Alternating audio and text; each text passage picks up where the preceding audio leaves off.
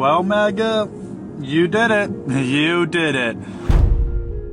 Okay, conservatives, you don't understand why I feel so much sadness, anger, frustration, and even hostility towards people who vote for Trump. But politicians want you to believe that TikTok Chinese propaganda is the reason for growing dissatisfaction with the American government. Elon Musk said he's going to do. He's going to cut $2 trillion out of the federal budget, and he warned you this would bring you hardship. And you said, yeah, let's do that, Trump. Like the economy is doing great, where stock market has hit an all-time high, like not just in the past 10 years, not in the past 50 years, like the highest ever. I'm just saying, if God wanted to bless America, he wouldn't have sent Jesus to the Middle East. In today's episode, we're diving into the chaos as MAGA supporters freak out after realizing how their votes have impacted everything. The regret is palpable, and the reactions are intense. Let's get into it and see how this all unfolds. And yeah, one more thing. Subscribe to find out how they effed around. So Carrie Lake just posted on Twitter about all the illegal immigrants, because that's the only thing they have left to run on. Like the economy is doing great. We're drilling, which of course Democrats hate, but Republicans should really like that, right? Stock market has hit an all-time high, like not just in the past 10 years, not in the past 50 years, like the highest ever. Immigration is literally the only thing that they have left to enrage you about. And underneath her post, there are hundreds of people talking about how Joe Biden opened the border so that all of these immigrants could vote Democrat, as if he's doing this to secure his seat in the White House. How? Someone tell me how this many people who are of legal age to vote still do not know that illegal immigrants cannot vote in federal elections. Like if I was going to come into a country illegally and I wanted to get caught, the first thing I would do is vote. It's like punishable with up to a year in prison. And of course, getting sent back to your own country. Why the hell would they do that? They can't be this dumb. Really, they cannot.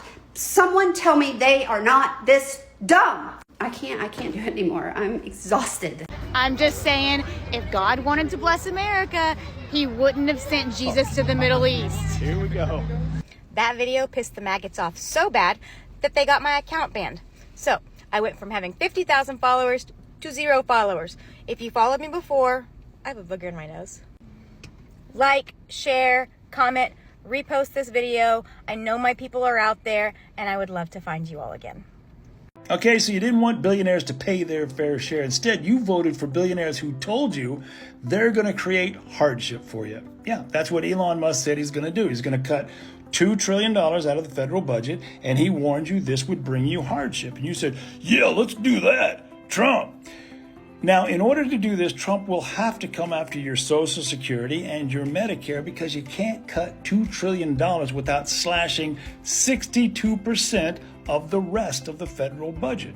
Now, Elon Musk wants to get rid of the FBI. He wants to get rid of food inspections, housing aid, welfare, and he wants to fire millions of government employees who provide very valuable services to our veterans, to our disabled people, to our poor. This is what you voted for. And Trump's big tax cut, remember that? It added $2 trillion to the debt. $2 trillion. And the very next year, Elon Musk paid $0 in taxes. He's not going to pay down that debt. You are. And you're too dumb to even realize the acronym for the Department of Government Efficiency, DOGE, is Dogecoin. That's Musk cryptocurrency. Elon Musk just bought the U.S. presidency and you let him. So buckle up, Buttercup. You voted for hardship and you're going to get it. Well, MAGA, you did it. You did it. A spending bill that was ready to be voted on to make sure we avert a government shutdown has been scrapped, rejected, thrown apart by nonetheless Elon Musk, Trump, and Mike Johnson. Yeah, we're winning so much. Oh. Elon took to Twitter to say the voices of the people have triumphed and you've elected your representatives. They listened, blah, blah, blah. It's not about us electing representatives to listen, because half the country will not want what you put in the future spending bill and that next one coming up. And now that MAGA has total control of all chambers, there should be no issue about trying to pass it, right? We'll see. No, you see, the Democrats have now gone silent, and they will be silenced because of Elon Musk, Trump, and Mike Johnson. So because of that, we are going back into the 1800s. But hey, half the country wanted to take us back. Let's go. Let's do it. Oh, I cannot wait for next year. It's only, 14 more days, and we get to see how America will destroy itself from within. And you better bet that when all the wars are still happening and Trump needs military men to hop on in and help out, yeah, I'm not going. Nope. Take the maggots that voted for you. Take the school shooters, the mass shooters who want to shoot up at people. Take them. I'm good. I'm gonna watch my popcorn and watch the FAFO club, if I call it. Donald Trump's inauguration day just got a little worse for him, and he is going to have a very hard time enjoying it, as a brand new banner is all set to go to be in the D.C. area on his inauguration. And it is simple and to the point. Take a look at this. President Musk and his deputy. And isn't that the truth? Now, while President Musk may not officially be inaugurated, he's certainly pulling the strings, and Donald Trump is going to be reminded that he has been bought and paid for, and he's not actually in charge. Now, before you Trump supporters try and tell me this won't bother him, we know it will, because the flags will be flown at half-mast, and Donald Trump has already made clear that bothers him. So if that will bother him, so will a direct comment like this. Now, it should also be noted, there will be additional billboards reminding Donald Trump that he is indeed a felon as well. So all in all, it's going to be very tough for Donald Trump to fully enjoy the day. And this is how it should be done. You don't try to overturn the results of the election if you don't like them. Try to make the best of the situation. They're in for $150 billion less because Biden and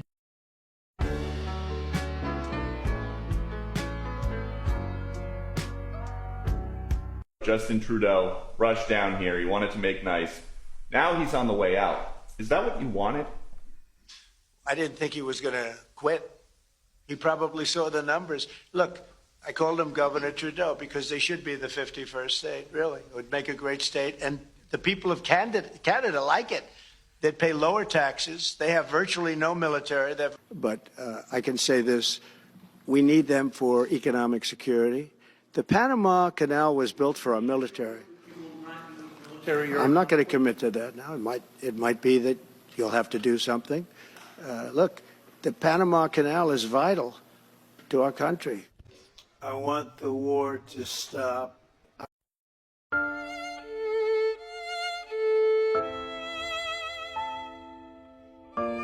There were a bunch of MAGA supporters who went a little cray-cray last night because they realized that Vivek and Elon were saying the quiet part out loud, that they think that we should have more H-1B visa sponsorship in the United States because we need to import these significant minds, right? These brilliant people from around the world, they need to come here and help America become, a leader in technology. Now, on one hand, I can see where that is a healthy argument. There's a lot of really brilliant people around the world, and we should be investing in our future, and we're sure shit not teaching it in schools, right? A big portion of the United States, we are not teaching kids computer science and advanced robotics and AI. We're not teaching them the necessary technology skills that they will need for future state jobs. Now, of course, Vivek stepped in it because he first somewhat indicated that Americans must be too dumb for these jobs, which sent everybody in a tizzy because we're not too dumb for these jobs. There's a lot of very talented American-born engineers and coders and people who could be doing these advanced level jobs. There's a reason they're not getting hired for them. Now, Twitter blew up very quickly and Vivek realized he'd stepped in knee-deep shit, so he went back to kind of revise it. And this is where sort of Elon Musk steps in to try and support him. They say, well, it's sorry. It's not really about the intelligence level of Americans. Sure, there's plenty of smart Americans. We just don't have the culture needed to help in these spaces. And they would love for us to believe when they say culture, they mean work ethic. But again, a lot of Americans are like, damn, I have great fucking work ethic. What are you talking about? And so then we have to have the conversation about why they're really doing it. And it is the ability to exploit cheap labor. At the end of the day, it is about doing more and spending less so the guy at the top just gets richer. And they've both wildly overestimated MAGA voters' ability to discern between the two groups, right?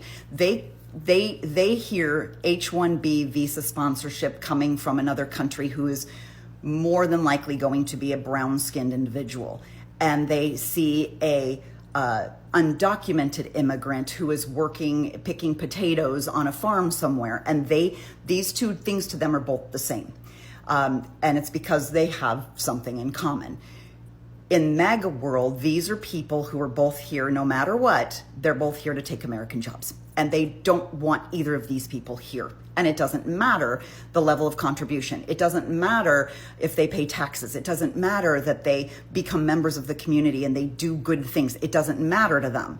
They think immigrants are taking American jobs. So no matter which way you slice it, no matter what program they come here on or born here in, MAGA world doesn't see it that way. Now let me talk about the other side of it, because there is an argument that perhaps we don't need more H-1B visa holders because in truth, it is just another way for rich tech bro billionaires to exploit their workers. And if you're not familiar with this, in order to be on an H-1B visa, you need a company to sponsor you, which means that company says, we want to hire this person, bring them here and have them work for us. And we will pay all the fees. We will fill out all the forms. We will say that this person, we know that they've come in and they have a skill set that far supersedes anything that we can find in the US. We swear legally that we searched for Americans to do this job and could not find anybody. And we will follow all of the rules and regulations set forth in the Department of Labor that we will pay them the same exact salary as their American counterparts. But the H-1B visa holder, just like the guy who's picking avocados on a farm for, $4 an hour, they both have one thing in common, and that's that they're easily exploited by the employer, because the employer knows that both of these people, their ability to stay in America is dependent on this job. So they're in a heightened state of desperation that an American worker would never be in. As an American worker, if I don't like the way I'm treated, I can leave my workplace and go find another job. These people cannot do that, and the employers know it. We've talked about it a million times on here, how there is no billionaire that's a good guy. Every single one of them somewhere along the way had to exploit others to get that much money. Of course, people who are against any form of immigration would say both of these people are wrong and they're both taking American jobs and I want them both gone. I understand that, but you shouldn't be taking it out on the immigrant. You should be taking it out on the billionaires and the corporations who keep hiring them, because they wouldn't be billionaires off the backs of American workers. And like I just said, if you're an H-1B visa holder, you're expected to get the same salary. By the way, I've worked for companies who've done H-1B sponsorships. We pay them the same as any other person in that job title. We give them all the vacations and perks and benefits and everything that an employee should have. If you work for a good, reputable company, then that's how you treat these people. But I'm also not a billionaire who basically uses indentured servitude to get ahead. And that's why these billionaire tech bros want more of these people, because they will work and they will not complain. So they put their heads down, they work more hours, they forego their vacations, they come in and work when they're sick. They'll do everything they can to keep this job because they're desperate. And you can argue all you want to say they're taking American jobs. To be honest with you, no, they're not, because I don't know that there is a single experienced American engineer, a talented, experienced engineer in America who will go work at Tesla and work 120 hours a week with no bathroom breaks, who will forego every single vacation, who will never complain about a thing, who will never once call HR. There isn't. They wouldn't be nearly as rich as they are if they had to exploit American workers because they couldn't get away with it. Thanks for watching this episode of FAFO Season. We've seen the intense reactions of MAGA supporters as they come to terms with the consequences of their votes and the realization of how they might have ruined everything. If you found this video engaging, don't forget to like, share, and subscribe for more episodes that dive deep into the raw and real emotions of today's biggest topics. Join us next time as we continue to explore the stories that matter. Your support helps us keep the conversation alive, so thank you for being part of our community. See you in the next episode.